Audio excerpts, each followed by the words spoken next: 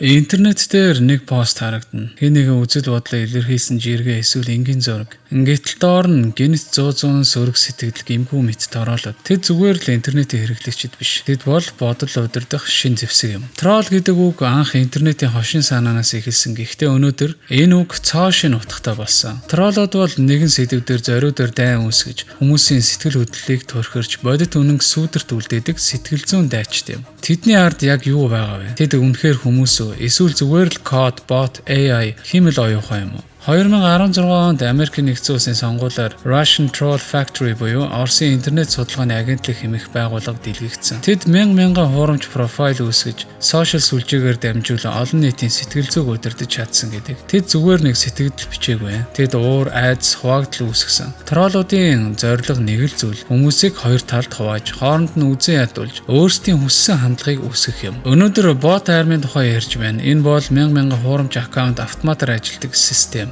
Тэднийг химэл оюуханаар удирдана. Тэд комент бичин, лайк дарах хэмнэлтэд бүр хоорондоо ярилцаж чадна. Хэрэв та бодоод үзэх юм бол тэд танд нөлөөлж чадахгүй шүү гэж бодвол статистикаар сэтгэл хөдлөлтөй комент хүн бүрийн бодлыг дунджаар 23% өөрчилдөг. Өөрөөр хэлбэл чи 2 дахь комментиг уншсан мөчид өөрийн бодлоо баг зэрэг өөрчилсөн байдаг.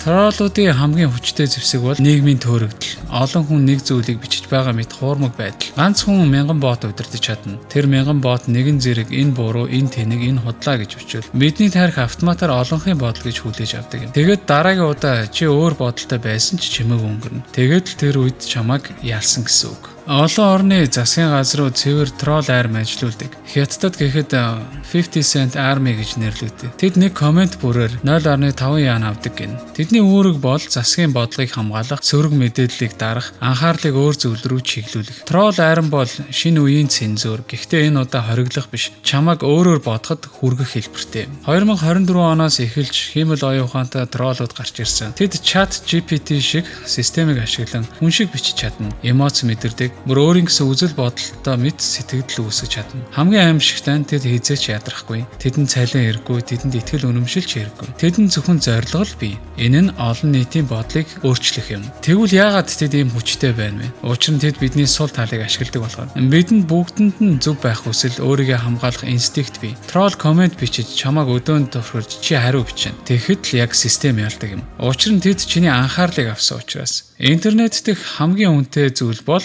таны анхаарал юм. Троллууд үүнийг олборладаг уур хачид гэсэн үг. Бид энэ бүгдийг мэддэгч дахин тэдний өрхөнд орсоор байдаг. Яагаад гэвэл бид үннийг хайж байгаач тэмцэлтэнд донтоод эхэлсэн байдаг. Троллууд яг үүнийг хүсдэг. Хүн нэгэнт сөрөг энерги уур хилэнгийн горимд орвол альва мэдээллийг бодитоор дүгнэж чаддаг. Тиймээс троллуудын хамгийн том ялалт бол чамайг уурлуулж чадсан тэр мөч юм. Хамгийн сонирхолтой нь олон тролл аккаунт бол бот арми юм. Химэл оюухан сэтгэл бүгд ижил зоригтой, бодлын хяналт. Энэ бол мэдээллийн тань. Бөө бөмбөг зэвсэг хэрэггүй. Хүн бүрийн гар утсанд аль хэдийн цэргийн зэвсэг байгаа гэсэн үг. Сошиал сүлжээ бол тэдний зорилго. Биднийг уурлуулж, хувааж, бие биенээс сэжиглүүлж, дараагийн удаа чи интернетэд маргалдаж байхдаа өөрөөсөө нэг асуулт асуух хэрэгтэй. Би яг үнэхээр хүнтэй маргалдаж байна уу? Эсвэл кодтой маргалдаж байна уу? Магадгүй троллуудыг ялж чадах цорын ганц арга бол чимээгүй байх. Учир нь тэдэнд анхаарал өгдөг хүн бол тэдний хувьд үгсэн дайсан гэсэн үг. Интернет бол талбар биш. Энэ бол туршилтын өрөө. Тэнд бид бүгд туршигдж байдаг.